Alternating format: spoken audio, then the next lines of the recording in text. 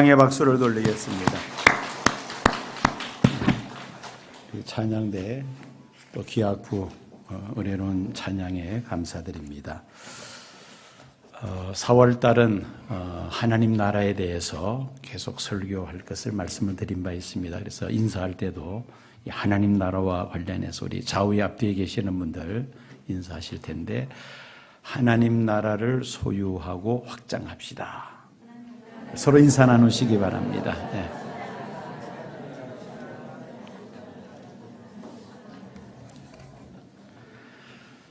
오늘 설교 제목은 지난 2016년 11월 달에 이 말씀과 제목으로 설교를 했던 적이 있었습니다. 한창 한반도 핵전쟁 위협이 고조될 때에 다니엘서와 예언서에 기록된 세상 마지막 때 일어날 핵전쟁은 한반도에서는 일어나지 않습니다. 국지전은 일어날 수가 있겠지만은 그렇게 염려하는 핵전쟁이 한반도에서는 일어나지 않습니다라는 말씀을 이 본문을 가지고 설교를 했던 적이 있었습니다. 또 이 금주에 또 큰 일이 이 한반도에 일어납니다. 이번 주 금요일 4월 27일 남북 정상회담이 열립니다. 1945년 일본의 식민 지배로부터 해방된 후 한반도는 남과 북이 서로 갈라져서 서로 대치하는 상황에서 1950년 6.25 전쟁으로 많은 인명피해를 입게 되었습니다. 전쟁 후에는 남과 북이 종전이 아니라 휴전 상태에서 서로 대치를 해왔었습니다. 그러다가 2000년에 첫 번째 남북정상회담, 그리고 2007년에 두 번째 남북정상회담, 그리고 이번 주에 역사적인 세 번째 남북정상회담이 판문점에서 열리게 됩니다. 북한의 핵미사일 개발 강행으로 유례없는 경제 제재가 유엔을 중심으로 북한의 전방위로 가해지면서 그동안 여러 차례 한반도 핵전쟁 위기설이 대두되었습니다마는 갑자기 상황이 급변되면서 한반도 비핵화 및 항구적 평화 정착을 위한 남북 정상회담이 이번 주 금요일 날 열리게 되었습니다. 때가 때인 만큼 이번 남북한 정상회담은 전 세계의 이목이 집중되고 있습니다. 취재를 위해서 등록한 그 취재진의 숫자만 봐더라도 어마어마합니다. 국내 언론 168개사 1975명이 등록을 했습니다. 또 해외 언론 34개국 180개사 858명이 등록해서 이번 이 정상회담 취재진 숫자만 하더라도 2833명이 등록할 정도로 이번 남북 정상회담의 이 취재 열기가 매우 뜨겁습니다. 또 전 세계적으로 지금 이 정상회담에 대해서 각별한 관심을 보이고 있습니다.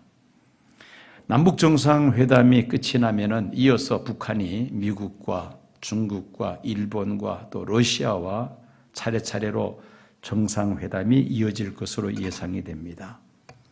이 한반도 비핵화 그리고 항구적인 평화 정착, 이것은 남북 간의 합의만 가지고서는 불가능한 일이죠. 주변 강대국들과의 또 합의가 있어야지만이 가능합니다. 그만큼 한반도는 주변 강대국들의 이해관계가 아주 첨예하게 대립되어 있는 곳입니다. 이런 시대적 상황 속에서 우리 성도들은 이번 남북 정상회담을 그리고 이어지는 한반도를 에워싸고 있는 강대국들과의 정상회담에 대해서 과연 우리가 어떤 마음 자세를 가지고 대처해야 될 것인가, 오늘 말씀을 통해서 그 해답을 발견코자 합니다. 유다 왕국을 멸망시키고 또 바벨론 제국의 영토를 크게 확장했던 느부갓네살 왕, 그는 왕궁에서 잠을 자다가 어느 날 아주 해괴한 꿈을 꾸었습니다.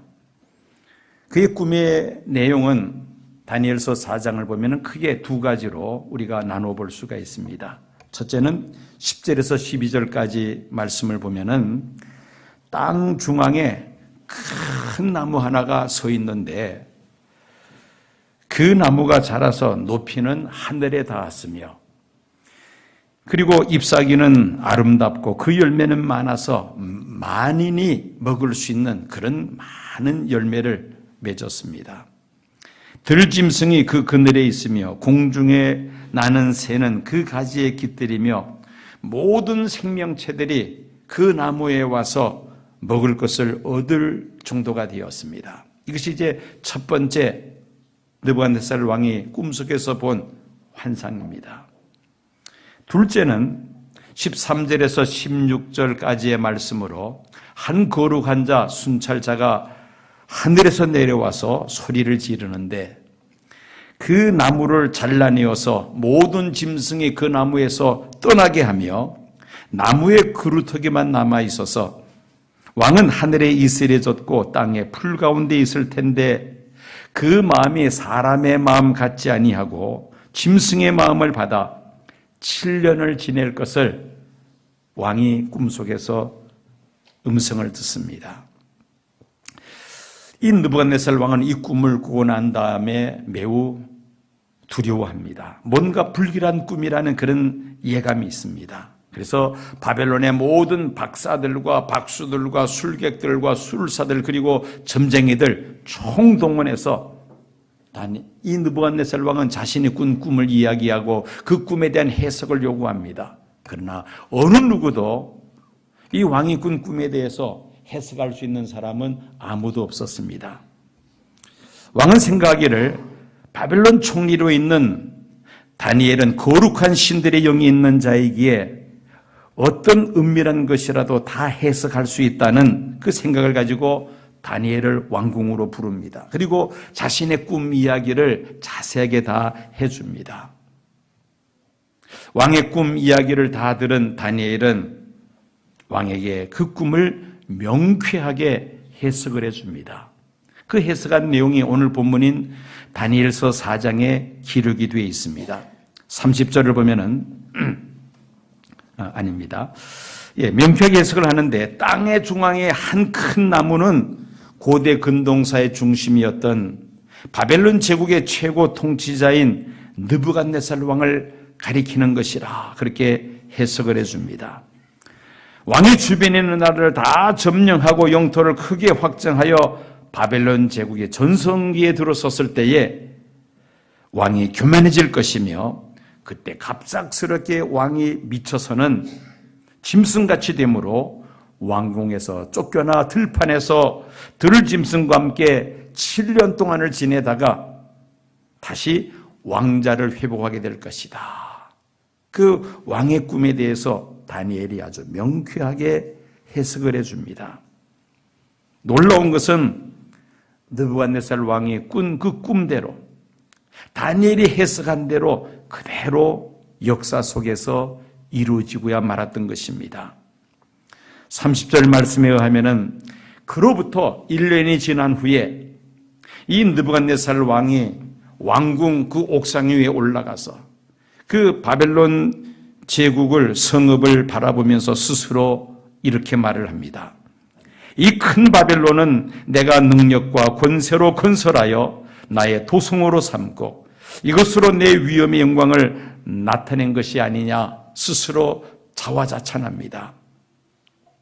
당시 느부갓네살 왕은 당대 최고의 바벨론 제국을 건설하며 그 제국의 최고 통치자가 됨으로써 자신의 명성은 땅끝에서도 보일 정도가 되었으며 제국 산하의 모든 나라와 민족들은 물론이거니와 심지어 들짐승과 새까지도 자신의 주권 아래에 있다고 생각할 정도로 한마디로 말해서 자기 자신이 온 세상을 한 손아귀에 쥐고 세상 사람들의 생사 화복을 주관한다는 그런 생각을 가졌던 것입니다. 하지만 그것은 천지만물을 창조하신 하나님에 대한 아주 모독적인 행위였습니다. 세계를 다스리시는 하나님 앞에 엄청난 교만이었던 것입니다. 다니엘이 1년 전에 그 왕의 꿈을 해석해 주면서 교만해질 것을 이미 경고했음에도 불구하고 그 다니엘의 경고를 왕은 망각해버리고 말았습니다. 그 교만한 말이 입술에서 떨어지기가 무섭게 왕은 미쳐서 짐승같이 되므로 왕위를 잃어버리고 왕궁에서 쫓겨나서 들판에서 들짐승과 함께 7년을 지냈던 것입니다.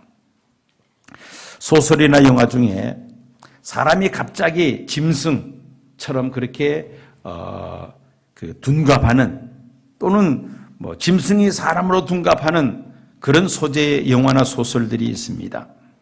멀쩡한 사람이 밤에 갑자기 늑대나 여우로 변신한다는 것입니다. 사람이 자신을 짐승으로 착각하고 짐승의 흉내를 내는 이것을 의학에서는 수화광이라는 그런 병명으로 분류를 합니다. 영어로는 라이켄트로피라는 질병입니다. 의학계에서는 정신병으로 그렇게 분류를 하지만은 우리 영적인 측면에서 본다면은 귀신이 들어가서 사람이 미쳐버리는 그리고 짐승같이 그렇게 생활하게 되는 것을 우리가 판단하게 됩니다. 오늘 본문에 등장하는 바벨론 제국의 느부갓네살 왕이 바로 귀신이 들어가서 완전히 미쳐버리고 말았다는 것입니다. 33절을 보면은 사람에게 쫓겨나서 소처럼 풀을 먹으며 몸이 하늘 이슬에 젖고 머리털이 독수리 털 같았고 손톱은 새의 발톱과 같았었다고 기록을 하고 있습니다. 25절을 보면은 이런 일이 7대 즉 7년 동안 계속되었음을 기록하고 있습니다. 멀쩡한 사람이 갑자기 귀신이 들어서 7년 동안 미쳐서 들에서 짐승처럼 그렇게 지냈다는 것입니다. 역사적으로도 느부갓네살 왕이 그의 통치 말기에 무슨 큰 병에 걸렸다든지 또는 그 권자의 일시적으로 쫓겨났을 가능성을 암시해주는 역사적 기록들이 있습니다. 주전 573년에 바빌론 군대가 두로를 포위하여 함락시키기까지 8년 내지 9년 정도 소요가 되었는데 그 8년 또는 9년 사이에 7년 동안은 아무 일도 왕이 하지를 않았습니다. 아무런 이유 없이 7년이라는 세월이 흘러갔다가 다시 이제 그 왕이 두로를 정복했다는 것입니다. 역사가 유세비우스도 바벨론의 전승을 인용하면서 느부갓네살 왕이 어느 날 왕궁의 지붕에서 갑자기 큰 소리를 지르면서 그때부터 짐승과 같은 상태에 빠졌다는 기록을 남기고 있습니다. 그리고 그 기간 동안에 느부갓네살의 아들이 대신 왕으로 추대되었는데 나중에 왕의 정신이 돌아온 후에 그 아들을 반역 도당의 주동으로 정죄하고 종신형에 처했다는 역사 기록도 있습니다. 이제 7년이 지난 후에 왕은 제정신에 돌아왔습니다. 그리고 왕위를 회복하였습니다. 그런 왕위를 회복하면서 바벨론 제국 치하에 있는 모든 나라와 민족들에게 왕의 이름으로 조서를 보냈습니다. 그 조서가 바로 다니엘서 4장이죠. 자세하게 그 조서의 내용을 기록을 하고 있습니다. 그 조서의 서론인 다니엘서 4장 1절에서 3절까지의 말씀을 보면 이렇습니다. 느부갓네살 왕은 천하에 거주하는 모든 백성들과 나라들과 각 언어를 말하는 자들에게 조서를 내리노라. 원하노니 너에게 큰 평강이 있을지어다. 지극히 높으신 하나님이 내게 행하신 이적과 놀라운 일을 내가 알게 하기를 즐겨하노라. 참으로 크도다 그의 이적이요 참으로 능하도다 그의 놀라운 일이요 그의 나라는 영원한 나라요 그의 통치는 대대에 이르리로다. 왕은 이 조서를 통해서 자신에게 일어난 그 놀라운 일을 소개하면서 두 가지의 메시지를 전하고자 했습니다. 첫 번째 메시지는 다니엘이 믿는 하나님, 이스라엘의 하나님 여호와는 대바벨론 제국의 왕보다 더 높은 사람의 나라를 다스리시는 지극히 높으신 하나님이심을 선포하고 있습니다.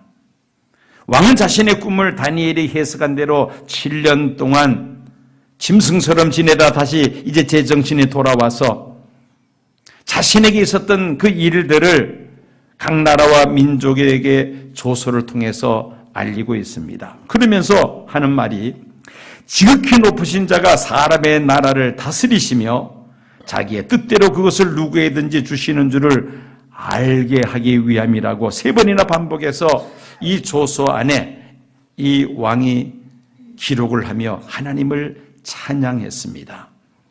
왕이 하나님을 찬양한 내용을 보면은 34절 보니까 그 귀한이 참에 나 느부갓네살이 하늘을 우러러 보았더니 내 총명이 다시 내게로 돌아온지라 이에 내가 지극히 높으신 이에게 감사하며 영생하시는 이를 찬양하고 경배하였나니 그 권세는 영원한 권세요 그 나라는 대대에 이르리로다.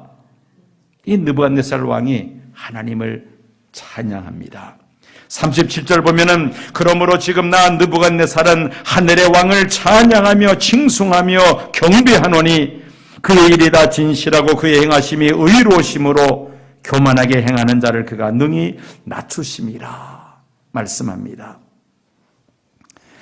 이 왕은 조서를 통해서 두 번째 그 바벨론 제국 치하에 있는 모든 나라와 민족들에게 알리는 메시지가 있습니다.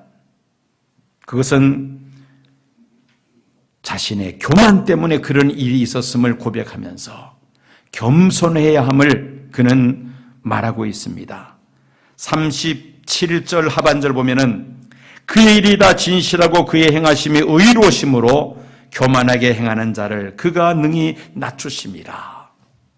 자신이 하늘을 찌르듯이 교만해졌을 때에 그는 짐승처럼 되었음을 조서를 통해서 알리면서 하나님 앞에 겸손해야 함을 알리고자 했던 것입니다. 하나님께서 사람을 지으신 목적이 어디에 있습니까? 우리 찬양대사 한번 대답할 수 있습니까? 그렇습니다. 하나님께 영광을 돌리기 위하여. 웨스트민스터 요리문답 제1조 1항 질문이 무엇입니까? 인생의 본분이 무엇입니까? 거기에 대한 답변이 하나님을 영화롭게 하며 영원히 하나님을 즐거워하기 위함이다. 그렇게 질문에 대한 답을 말씀하고 있습니다. 인생의 목적은 곧 하나님께 무엇하기 위하여 영광을 돌리기 위함이라는 것입니다. 그런데도 불구하고 하나님을 영화롭게도 아니하며 감사치도 아니하고 오히려 그 생각이 허망하여지며 미련한 마음으로 어두워진 교만한 인생들은 하나님의 영광을 금수와 버러지 형상의 우상으로 바꿔버리고 만 것입니다. 왜 하나님을 대적하고 자신을 높이려 합니까? 이유는 다른 게 아닙니다. 교만 때문이죠. 그래서 시편 138편 6절 보면은 하나님께서 멀리서도 교만한 자를 아시나이다 말씀합니다. 잠언 16장 18절 보면은 교만은 패망의 선봉이요 거만한 마음은 넘어짐의 앞잡이라고 말씀합니다. 야고보서 4장 6절을 보면은 하나님은 교만한 자를 물리치시고 겸손한 자에게 은혜를 주신다고 말씀하고 있습니다. 한번 따라 하시겠습니까? 하나님이 교만한 자를 물리치시고 겸손한 자에게 은혜를 주신다. 믿으시면 아멘 하시기 바랍니다.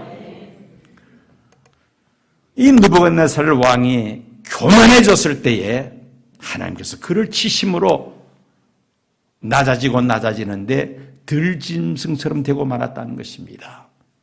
7년이 지난 다음에 제정신이 들어 이제 왕위를 회복한 다음에 자신의 잘못을 고백하고 있는 것입니다. 다니엘이 섬기는 하나님, 이스라엘의 하나님 여호와가 사람의 나라를 다스리시는 지극히 높으신 하나님이시며 그 하나님 앞에 겸손해야 함을 이 조서를 통해서 천하 만방에 왕이 알리고자 했던 것입니다. 12장으로 구성된 다니엘서, 이 다니엘서에 기록된 그 사건들을 연대기적으로 보면은 주전 606년에서 주전 536년까지 약 70년 동안 있었던 사건들을 다니엘은 이 다니엘서에 기록을 하고 있습니다. 그 다니엘서의 시작 1장 1절을 보면은 다니엘이 바벨론의 포로로 붙잡혀간 그 사건을 먼저 소개합니다. 그것이 주전 606년에 있었던 사건입니다. 바벨론이 예루살렘을 침공하면서 다니엘을 위시하여 그 왕족들의 자녀들을 볼모로 붙잡아 갑니다. 그리고 성전의 도구들을 다 또한 가지고 가죠. 그렇게 하면서 이제 다니엘서가 시작이 됩니다. 다니엘서의 마지막 연대는 주전 539년에 메데파사 페르시아 제국에 의해서 바벨론 제국이 멸망하는 그 사건까지 기록을 하고 있습니다. 이때 다니엘은 바벨론 제국의 총리로 있었을 뿐만 아니라 페르시아 제국이 바벨론 제국을 정복했을 때에 이 다니엘을 페르시아 제국의 총리로 등용을 시킵니다. 엄청난 사건이죠. 이것이 주전 536년이 있었던 사건입니다. 그러면서 이제 다니엘서는 역사적 사건들은 끝이 납니다. 그리고 하나님께로부터 받은 계시들을 또 다니엘은 기록을 하고 있습니다.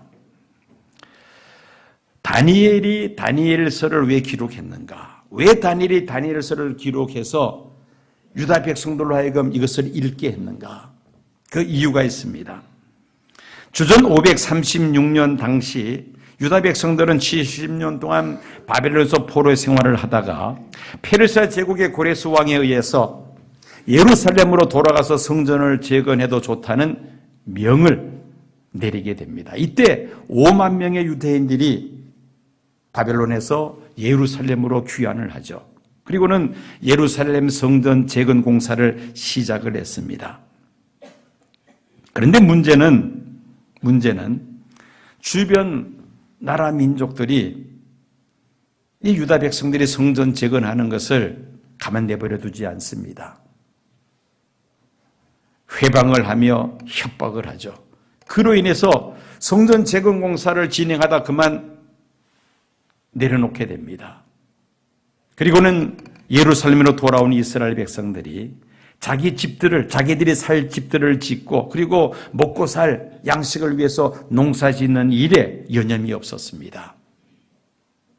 이런 상태에서 당시 페르시아 제국의 총리였던 다니엘은 이 다니엘서를 기록해서 유다 백성들로 하여금 읽게 합니다. 주변 나라와 민족들을 두려워하지 말라는 것이죠. 왜? 사람의 나라를 다스리시는 분 누구시기 때문에 지극히 높으신 하나님께서 천하 만국을 다스리시기 때문에 주변 나라들이 회방하고 방해한다 해서 두려워하지 말라. 성전 재건 공사를 계속 진행해야 한다는 그 메시지를 다니엘은 다니엘서를 통해서 유다 백성들에게 전하기를 원했던 것입니다. 중국에 석학이면서 하버드 대학 교수로 한평생을 사셨던 이머당 교수라고 있습니다. 이분이 쓴 책 생활의 발견에 속편이 있습니다. 그 책 속에 나오는 이야기입니다.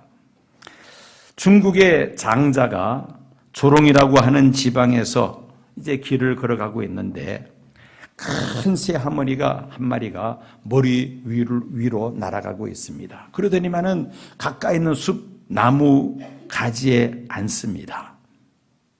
이 장자는 그 큰 새를 사냥하기 위해서 시위에 화살을 먹이고 그리고는 이제 가까이 적분에 들어갔습니다. 그런데 이 큰 새가 미동도 하지 않고 그 가지 위에 앉아서는 앞을 주시하고 있는 것이었습니다. 과연 무엇을 저렇게 뚫어지라고 쳐다보는가?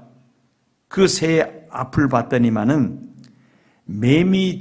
버마 제비 한 마리가 그 가지에 앉아 있는데 이 큰 새가 그 버마 제비를 사냥하기 위해서 그 기회를 찾기 위해서 지금 뚫어져라고 쳐다보고 있었던 것입니다. 그래서 이 장자가 다가오고 있는 것을 전혀 눈치채지 못하고 있었다는 겁니다. 자, 이 장자는 그 다음에 그 보마 제비를 쳐다봅니다. 근데 이 보마 제비가 꼼짝도 안 하고 또 전방을 주시하고 있는 겁니다. 도대체 무엇을 보고 있는가 해서 그 전방을 봤더니만은 매미 한 마리가 나무에 붙어 있었는데 그 매미를 사냥하기 위해서 뚫어지라고 그 매미를 지금 쳐다보고 기회를 노리고 있었던가 또 그 앞을 봤더니만은 그 나무에 매달려 있는 매미 한 마리를 이 보마 제비가 뚫어지라고 쳐다보면서 사냥할 기회를 찾고 있더라는 것입니다. 자기 이익만을 생각하며 거기에 몰두하고 있는 그 짐승들을 이 장자가 관찰할 수 있었다는 것이죠. 그런데 그때 밤나무 숲 주인이 이 장자가 도둑인 줄을 알고는 크게 소리를 지릅니다. 도둑이야! 그 소리에 그 큰 새와 보마 제비와 매미가 다 후다다닥 날개를 치면서 다 도망가 버리고 맙니다. 탐심의 눈이 어두운 그 탐심 군상의 모습을 이모당은 이렇게 묘사를 했던 것입니다. 자, 사람은 무엇을 보면서 살아가느냐, 무엇을 생각하며 살아가느냐 매우 중요한 과제입니다. 우리 눈에 보이는 현실 세계만 바라보고 낙심하거나 들뜨거나 또 불안해하거나 두려워할 필요가 없습니다. 살아계신 하나님을 바라볼 수 있다면 우리는 현실 세계에서 지나친 두려움과 염려에 사로잡히지 않습니다.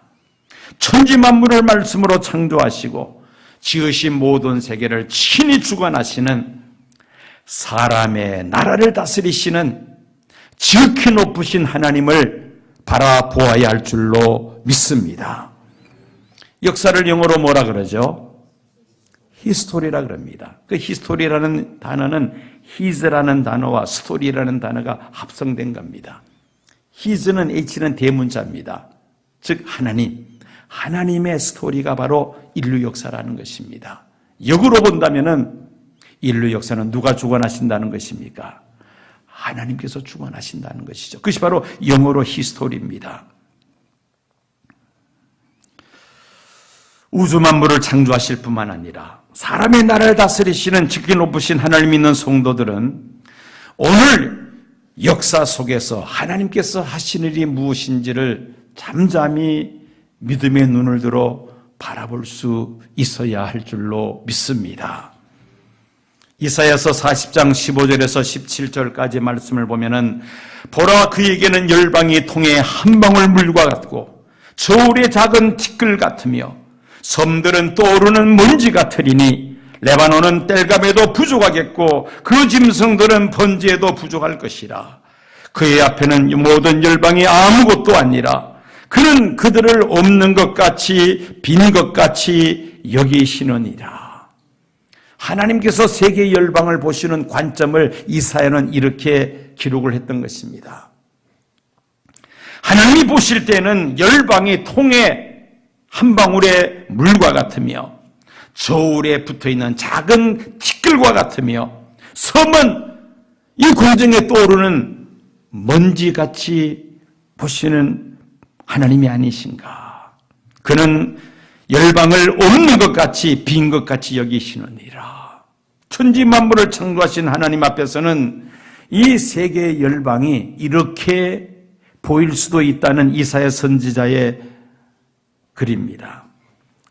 무모한 북한의 핵미사일 개발로 그동안에 대한민국 국민들이 핵전쟁의 위협에 많이 시달려 왔습니다.